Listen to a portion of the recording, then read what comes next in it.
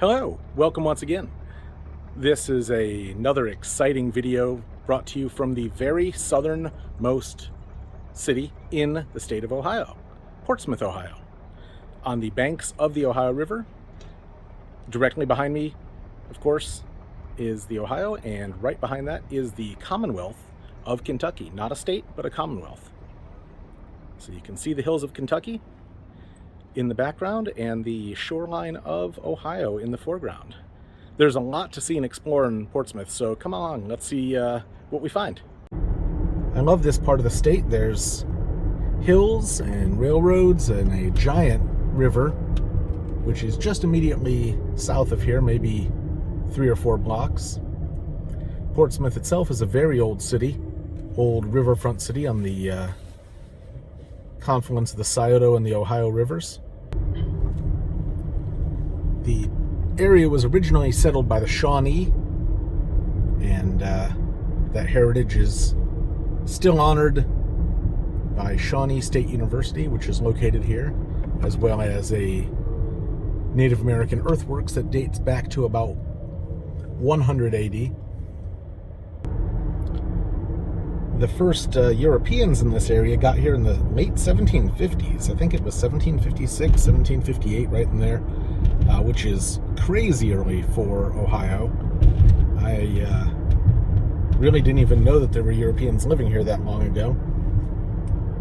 The city itself wasn't incorporated until the early 1800s, but there was definitely a village here in the late 1750s, which is pretty neat. Like I said, a lot of history down in this part of the state. I mean, you have to remember back then the rivers were highways. They were interstates of the time, so right on the Ohio River, and especially with the confluence of the Scioto coming from the north, makes this a pretty important area, basically a rest stop for the 18th century. Riverboat stop, major crossing point. Well, just outside of town on 52, this is something you definitely don't see every day. An old shiny diner, classic piece of Americana with the old 57 Chevy up top. That's become a Mexican restaurant. That's a great reuse for an old place. Rather see that than seeing it get torn down for sure. I don't know, it'd be tough to walk in there and not want a patty melt though. And this, as you can see, is the Toro Loco himself, although he looks a little more like a Toro worn downo these days, but he is clearly labeled and out there doing his job, so keep him coming in, Toro. In the commercial district, you know, great to see a shiny diner. I'm from New England, so they always have a soft spot in my heart, but I also love Mexican food, so that's a win-win to me. They've got a Rally's. They had a Tudor Biscuit World, which if you go through West Virginia or Kentucky a lot, you'll know them. They're actually pretty amazing. So many interesting architectural details in the little houses around here. Some of them need some work, and some have been fixed up quite nice.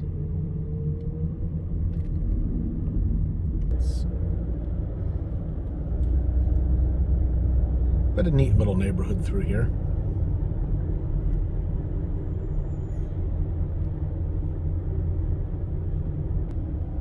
Now here's a combination I can get behind.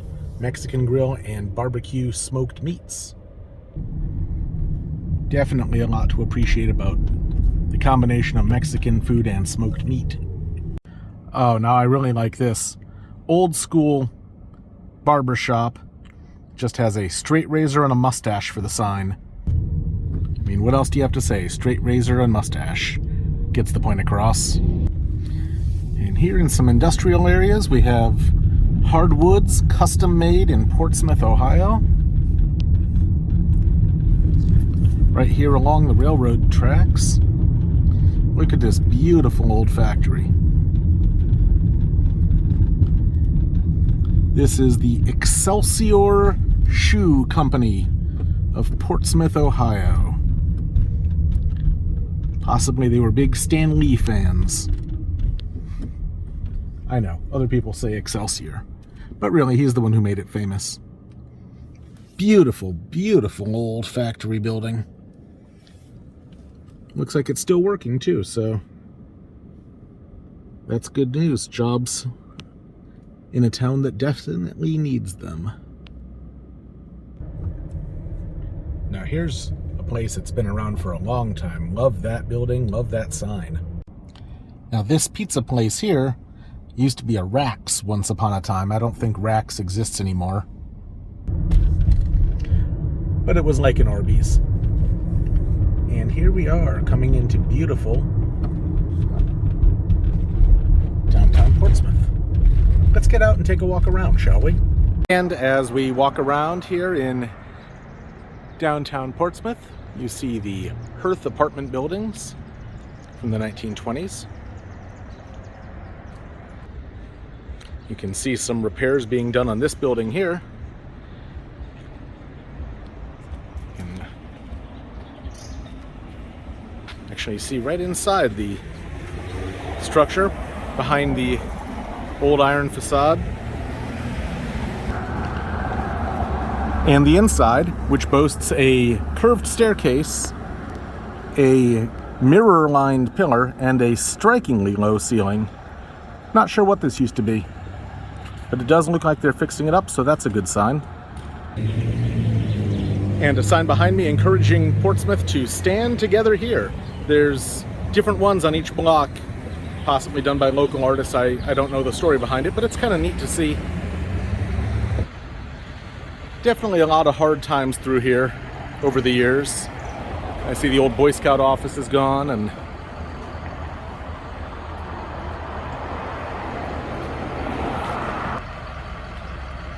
there's a lot of empty storefronts.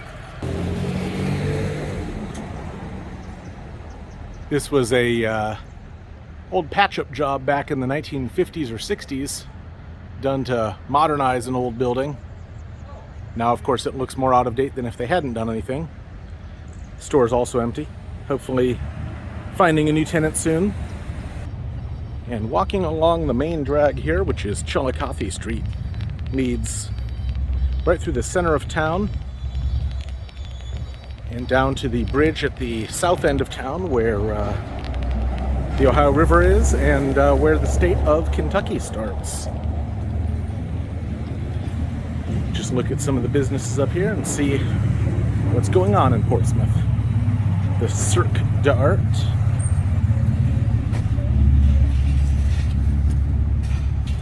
Looks like this used to be a flea market. Perhaps they sold all their fleas and moved on. That's good. You don't want fleas around anyway. Very patriotic building here. And a nice Irish-looking pub, drawing on the city's history as a river port. Another of the Stand Together Here signs I mentioned. And here is the PNC Bank. You can see the old bank alarm from 100 years ago. Nice old building. And then a little juxtaposition right here. The Fifth Third is a really neat mid-century building, probably late 60s. Side note, Fifth Third Bank is one of my favorite bank names anywhere. Directly across the street we have People's Bank, and immediately next to that, Citizens Bank. And of course, if you look down here, you'll see a US Bank. Which of course leads me to what you were probably dreading, but I do have to say that I'm standing here in Portsmouth, Ohio, in front of the banks of the Ohio. Sorry about that. Here's another of those Stand Together Here signs. This one's like an old postcard, really neat. I know, another one of those signs is not going to make up to you for the terrible, terrible pun which I inflicted upon you all. And I do apologize for that, but I'm not at all sorry. In fact, I'd do it again, and likely will. Some street art. And a coin store. As we head up into the northern reaches of downtown Portsmouth. Wonderful concept, a monster-themed hot dog stand. I highly approve. And of course, right across the street, we are again invited to stand together here in that spot. Although I don't ever see anyone doing it. Perhaps I've missed my chance. Perhaps they already stood together and I had my opportunity. Now here is a street scene showing the old market district of Portsmouth, as it once was on a bustling day a century ago, and now is home to a Kroger,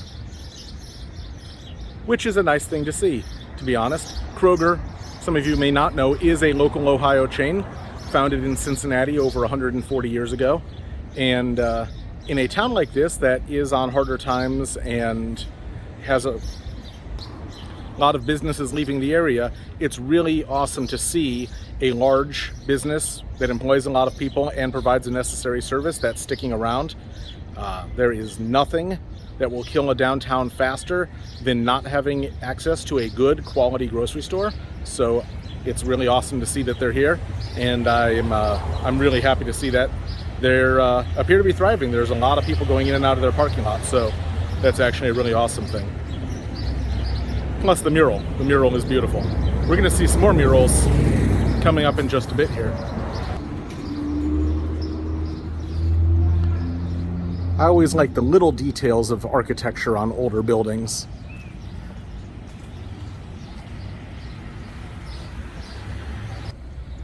And a nice view from here of one of the old downtown buildings. Not a lot of super tall buildings here, but this one at 9 stories is pretty impressive for a town of only 20,000 people. Was passing through this neighborhood just outside of downtown, just about 4 blocks from the river in the Kentucky border, and saw this beautiful old Victorian house which is being reconstructed, rebuilt, re-roofed, repainted. Now that's a great thing to see. I wonder if it's going to be a private residence or perhaps a studio or a law office. I'll have to come back sometime, maybe 6 months or a year from now, and find out what happened. But it's a beautiful building, definitely worth restoring. And speaking of some fancy architecture from a bygone era, this old apartment building just has some great stonework and even boasts some lions guarding the front entrance. So evildoers beware. Now here's another house.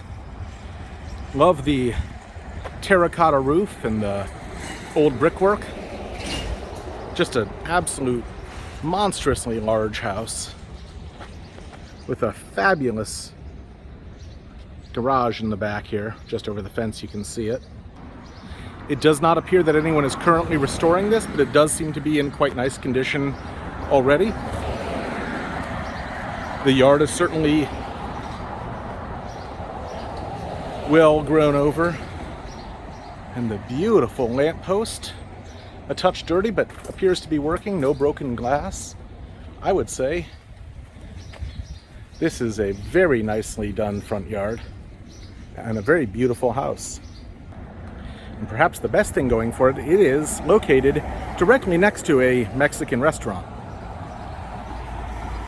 Now that seems like it would be a good thing, and it sure would. Unfortunately, if I lived next to a Mexican restaurant, I would weigh 475 pounds right now.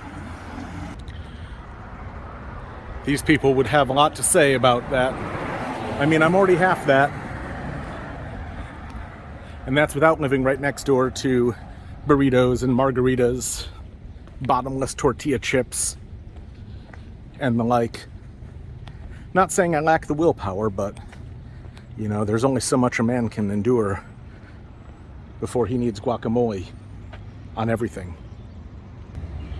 This block appears to be a much more nicely restored section of downtown. Lots more businesses and everything kept up nicely. Now here's something interesting. Let's see what this guy is.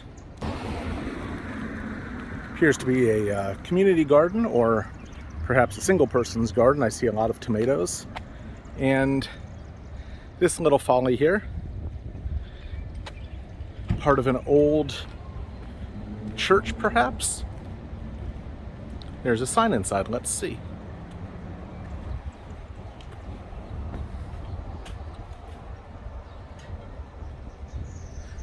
Not a lot of information, but I'm guessing it was built on January 27th, 1937. Actually, now I think about it, being right here on the river, I bet that's where a flood occurred and how high it went, 74.23 feet on January 27, 1937. Someone wants to look that up and see if there's a Portsmouth flood from 1937. I mean, look at that, 74.23 feet to that line, and we are right in the heart of downtown. All this would be under at least 15 feet of water. This is a beautiful little place to sit, extremely inviting. Produce stand, tea in the window. I can't tell you how good it smells in there. And fresh produce growing in the pots. Fresh herbs on each table. On a summer's day, this is a wonderful place. And in a takeoff on the stand together here, their sign says, "Grow together here." The beautiful mural of flowers and bumblebees.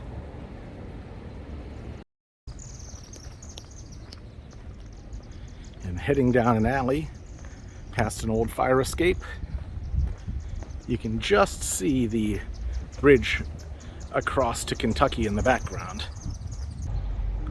And here's some photos of Portsmouth as it once looked. These are about 1910. You can see the early car and the very muddy streets. Same era, but a different view downtown. That taller building is still there, so is that 4-story building. Love the old cars, the old wooden wheels. And here is the lady on the Indian Rock at Portsmouth, Ohio. Don't know what she's doing, but boy is she dressed dapperly. Just that hat, right? And the 3rd and Chillicothe Street 1910 fire parade.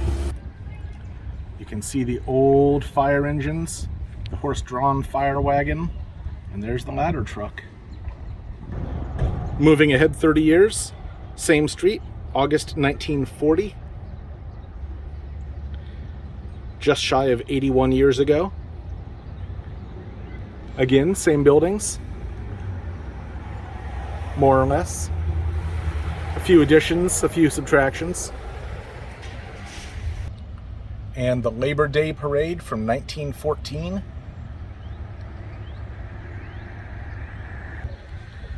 Here's the old Ben-Hur Hall, opposite Government Square, Portsmouth.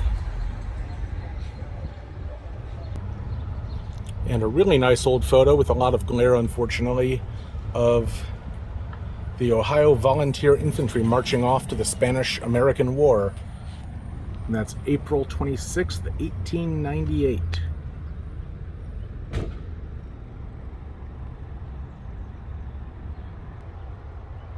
And the last old picture, an old boarding house with a handsome carriage and a horse drawing it.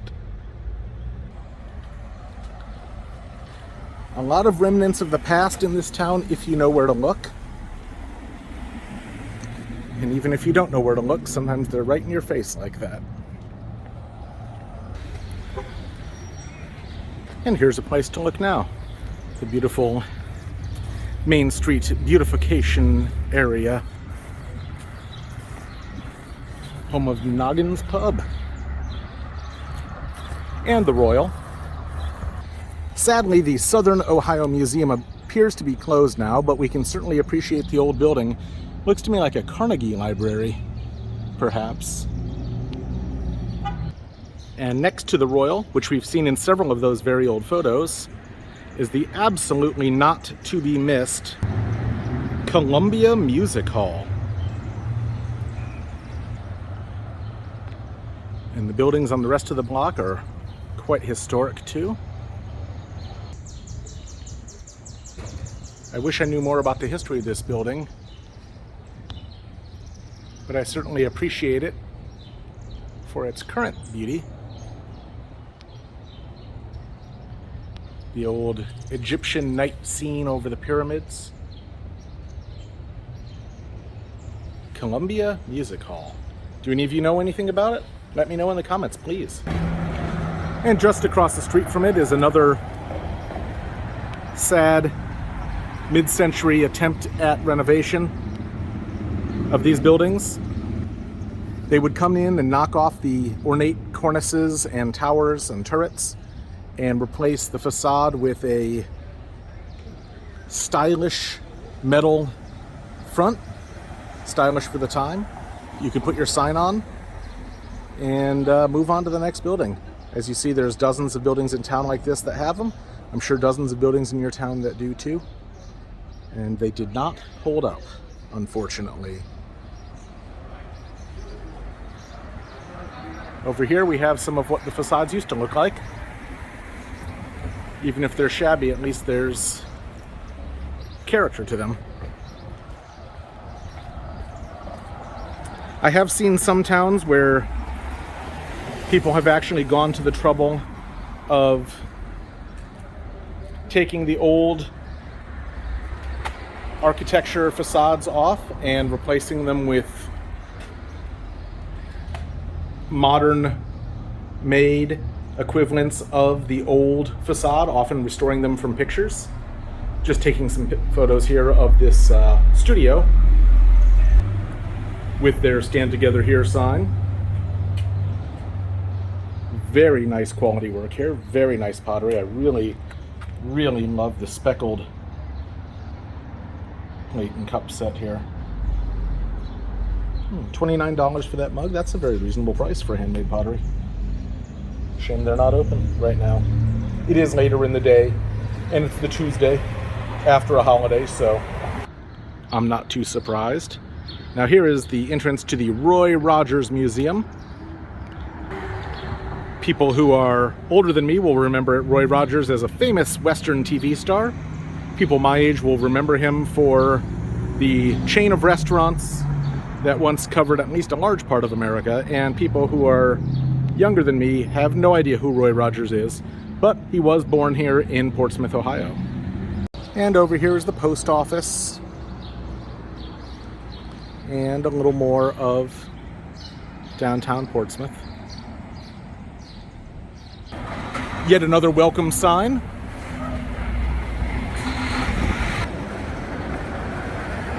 Building, inspiring, and fueling the human spirit through quality coffee, 1 cup at a time, from farm to cup, roasted locally in Portsmouth, Ohio.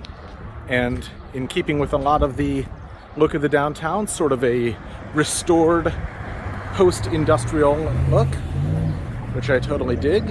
This would be a fun place to sit out, as some people are doing. Remember, this is a college town, so definitely a lot of need for coffee to help fuel those late night study sessions. But always remember, take time to stop and smell the roses. I just did, they smell wonderful. What a beautiful place for a giant public rose garden planting just on the corner downtown, but it enlivens the area so much. Definitely not going to miss this front door. Don't even know what color you'd call that. And another public planting, some roses, a very useful garbage can, and some pretty flowers and herbs. I mean, it doesn't really take a whole lot to improve little bits and pieces like that, money-wise, I mean, it does take a lot of time and a lot of dedication. You need someone out there to plant it, which is not always easy, and someone to water it and maintain it and weed it, prep it for the winter and do it again next year. But over time, it does start to become more self-sustaining, and little bits like that, for the money a town invests in it, absolutely pay off in just absolute huge dividends. People feel so much more comfortable about parking and walking when they see flowers and fresh paint, and it's those little things that really help quite a bit. Heading down to the south end of downtown now. The line of patriotic dresses. And here is some information on Amanda Purcell. A lot of you may not know the name, but she is the one credited with the nation's first Memorial Day services in 1862, honoring our nation's soldiers who were then in the very early days of the American Civil War. And we saw that corner tower in some of the very old photographs. Look, little dogs. Speaking of Civil War, this man, George Farley, is Portsmouth's last surviving Union veteran of the Civil War. He worked on the Underground Railroad as well. And here on the campus of Shawnee State University, an informational sign. I'll pause it here so you can read it. And a little more information on the Underground Railroad.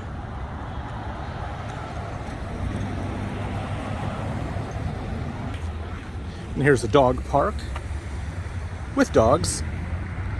I don't believe that this is named for Leonard Nimoy's character, nor the children's doctor. Probably a dog named Spock. Hi guys. Oh, it's a hot day to be a dog, isn't it? I know. Yeah, you guys have to be out there in your fur coats all the time. Yeah, fur coats. What's that? You don't mind? Oh, you're used to it. I understand. Well, have a great day. Bye. And a little information about the real Spock, for whom the park was named. Keep it here for you to read, but he was a good dog, as all canine dogs usually are. It's a nice tribute to let the dogs of the area enjoy a nice place to run around in memory of a fallen one of their own. Here's the local police station. And as you so often find right here along the riverfront, some very old architecture. This apartment building dates back to 1906.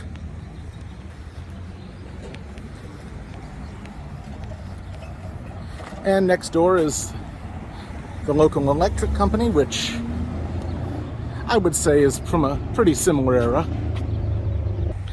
And heading down the old brick street, just on the other side of the levee, you can see the hills of Kentucky. And over here is the Tracy Shoe Company. I feel bad, I've never heard of the Excelsior Shoe Company or the Tracy Shoe Company, and I feel like I should. Wonder if they still make any of them. Now, this is one of the most famous things in Portsmouth. The Portsmouth, Ohio Floodwall Murals. These murals were started about 30 years ago, finished about 10 years later, and I will walk slowly along so that you can read them with me. But they show over 2,000 years of the history of this town, from the original earthworks to what was called Shawnee Town, right here on the banks of the river. On the other side of the wall, the hills look just like that, although this being summer, they are of course not white with snow. Here are the French generals and explorers who first settled this area. A lot of people don't remember, but all the area that drains the Ohio and Mississippi rivers once belonged to the Empire of France. In fact, Ohio and Indiana were originally considered to be part of the province of Quebec. So, historically, this was Quebec once upon a time. And then here you see a panoramic of Alexandria, as it was originally called, the first settlement in this area by Europeans.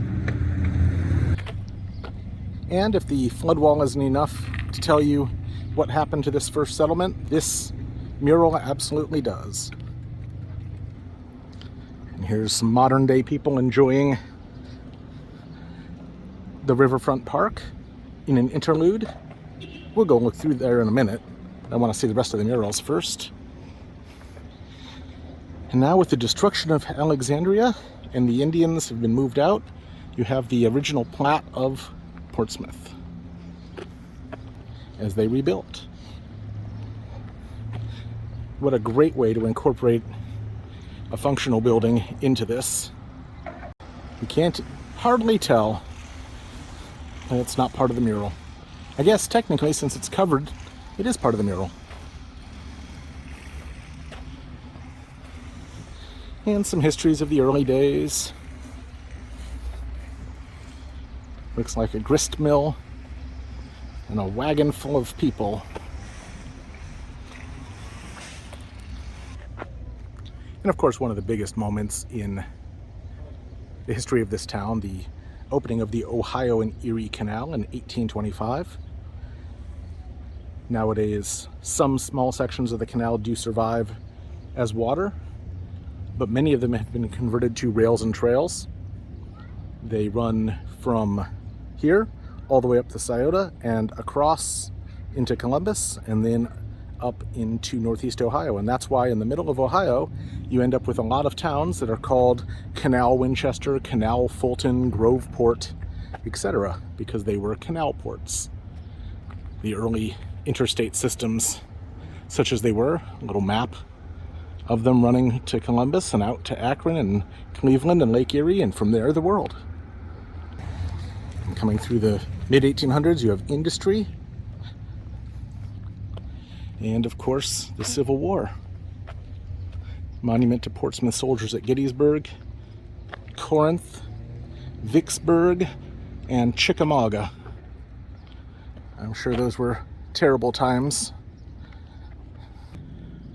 I'll pause it on this sign for a moment. It gives a little information on each of the panels here. The churches, many of which still exist. The fire company, which has changed locations as well as equipment many times through the years. We saw the old parade in one of the photographs earlier. And of course, farming. These days, you don't have to go too far out of town, north or west, to find farms still in operation. And here comes the railroad. Moving into the 1900s. And this is what the village of Portsmouth became after about 100 years, 150 years of growth following that flood in the end of the 1700s. A little break from the mural here. There's a great park with lots of dogs and trees and gazebos, pretty grass to sit on. And up on top of this building, there's that 1937 flood mark. The Millbrook Park Amusement Park from the early 1900s, with a proper Victorian strolling lake and a bandshell, a merry-go-round in a carousel. Looks like a baseball field. a dance hall, and of course, a giant carousel. And here's the story of the shoe industry, of which we've seen 2 buildings still in town. And the trolley, and Government Square, which we walked through earlier. Don't want you to miss the really pretty scenery on this side of the street. The old riverfront buildings. And some early celebrities from here.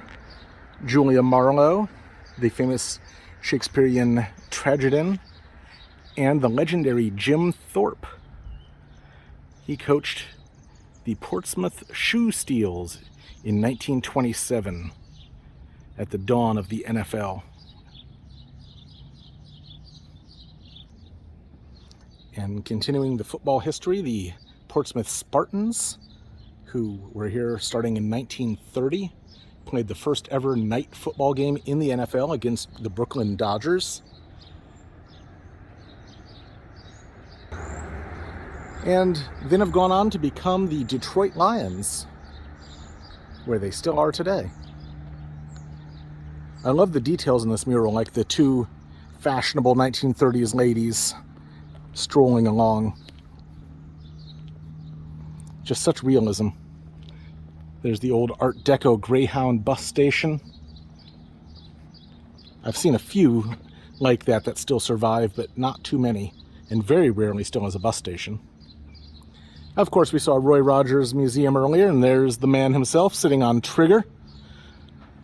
My friend's dad, when we used to go to Roy Rogers all the time, had the unfortunate habit of referring to the hamburgers they served there as Trigger burgers, implying where the meat came from. Still my main point of reference for Roy Rogers and his horse, unfortunately. So thanks for that. And I've been learning about this since I got here. But here is a photo of the 1937 flood. Rowing a boat down the main street. If you notice the sign in the middle for Bragdon's Dry Goods, when I was downtown, I actually saw the back of that building, and it still has the name Bragdon's painted on the side. But the damage must have been incredible. And here's a little more. I'll pause it so you can read it. One of my favorite bits of the mural right here, the history of Branch Rickey, owner, manager, coach, or author, coach, innovator, and orator.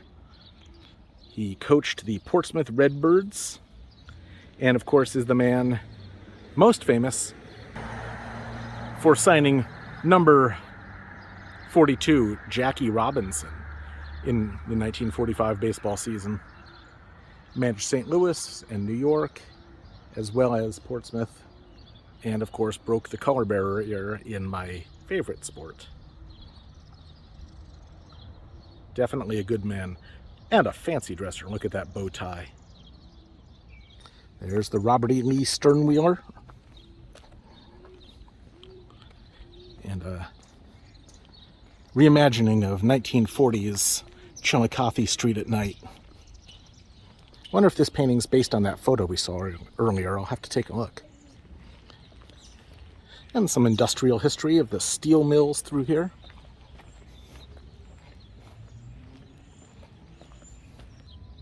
As well as an homage to Carl Ackerman and Clarence Holbrook Carter.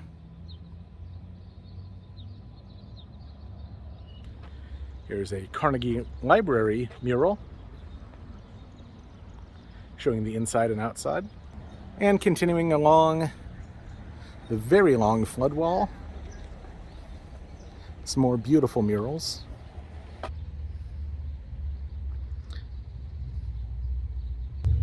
And the man credited with the creation of Shawnee State, Vern Riff. When you enter Scioto County, they actually have a sign saying this is Vern Riff country. Riff? I'm not sure how you say it. But they're very proud of him here. And some modern industry. You have iron casting, uranium enriching, and of course shoelace manufacturing. You don't put the three of those together. It's a recipe for disaster.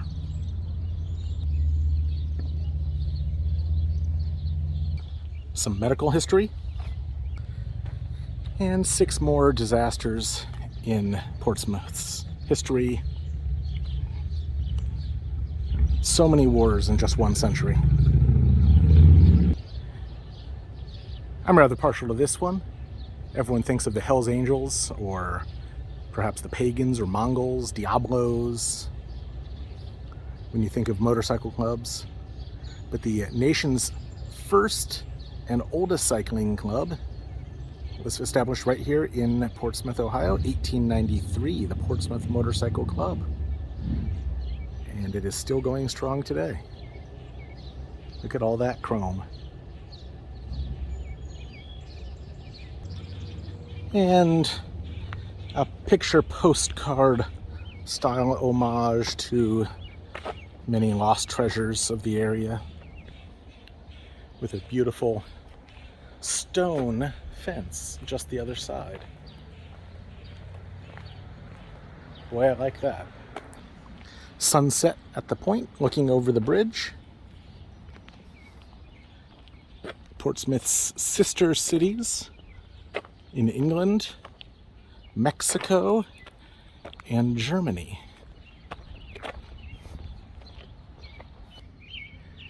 And the city as it looks now. Well, at night. It's not quite night yet.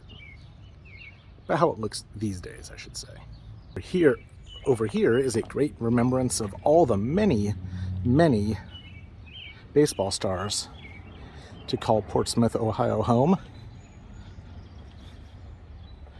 Here they are hanging out in their dugout. Some of the greats of the game from the beginning to modern times.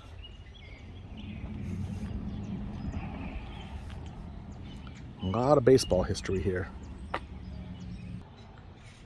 You don't think they'll mind me hanging out in the dugout with them for a little while, do you? Always been a dream.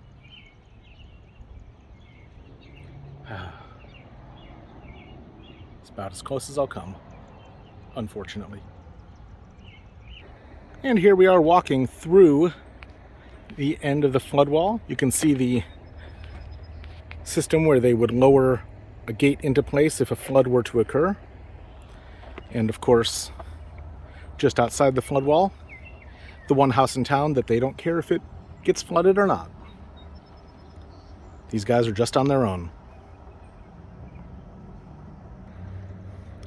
And here we have one of the 2 bridges across the river at this point. The beautiful Ohio. Marty Robbins sang a song about that. And the other, slightly more modern, but no less beautiful bridge. No barges right in the foreground today, but there is a guy coming down the river here slowly, as they do. Definitely a good thing we have this flood wall here. This is a flood wall, of course, and not a wall to keep out the unwashed, uneducated horde of Kentuckians clamoring to get in to Ohio. It may also serve that function. You never know. I find it interesting as I look out over the Ohio to think about 150 years ago when Kentucky was a slave state and Ohio was a free state. And the Ohio is a hard river to cross. It looks calm now, but it is a very strong current. And of course, right here is where a lot of people would attempt the crossing. But the slavers who tried to catch them and bring them back to the south knew about this place, of course, and would send people over very quickly to try to catch them. So that was one of the jobs of the Underground Railroad that we saw earlier, was to hurry up and get the folks, the families who got across the water 2 points north of here as soon as possible. Technically, Ohio did have a law on the books all the way back to 1804, requiring the return of any slaves who crossed into Ohio from Kentucky. They did that to appease Kentucky, of course, and make our southern neighbor happy. In reality, the law was very widely not enforced and very indiscriminately enforced the few times when it was. So there was a lot of opportunity to get into Ohio and continue north to the shores of Lake Erie or into Canada or wherever your final destination may have been. A very different time. Now we just try to keep people from Kentucky out because they don't appreciate the Buckeyes as much as they should, and somehow think that Kentucky has acceptably good sports teams. They are, of course, wrong. And here is a beautiful panoramic view of the city of Portsmouth as seen from just across the Ohio River here in Greenup County, Kentucky.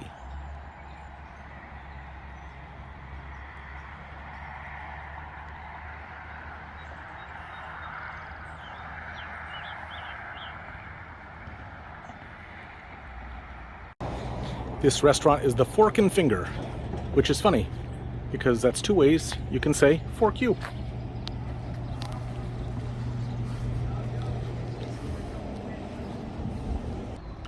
Ah, the Portsmouth Brewing Company.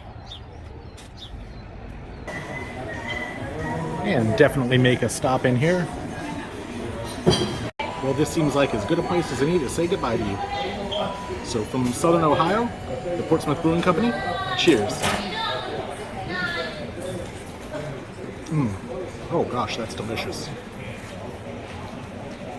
Highly recommend. Well, that'll about do it for today from Portsmouth, Ohio. I'm back in my hotel room, 5 stories perched high above the mean city streets of Portsmouth. I want to thank you so much for coming with me on this adventure today, exploring the southern tip of Ohio. Looks like my camera decided to just darken me out of this entirely. Well, that's technology for you.